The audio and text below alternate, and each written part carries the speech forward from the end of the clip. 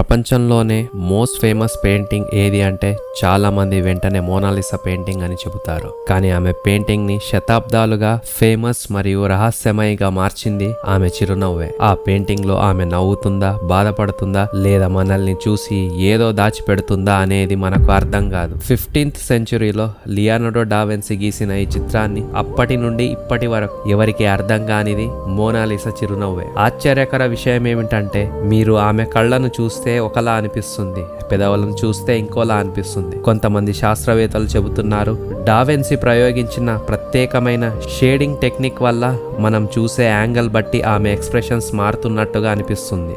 అందుకే కొన్నిసార్లు ఆమె నవ్వుతున్నట్టు, మరి కొన్నిసార్లు చాలా సీరియస్ గా కనిపిస్తుంది. కొందరు మాత్రం ఆ చిరునవ్వు వెనక ఏదో వ్యక్తిగత రహస్యం డా విన్సీ దాచాడని చెబుతారు. శతాబ్దాలు మారిన అసలు ప్రశ్న ఇంకా అలాగే ఉంది. మోనాలిసా నిజంగానే ఎందుకు నవ్వుతుంది? ఆమె ఆనందంగా ఉందా, లేదా ప్రపంచం ఇప్పటికీ అర్థం చేసుకోలేని ఒక రహస్యం తన దాచుకుంటుందా? కామెంట్స్ లో తెలపండి.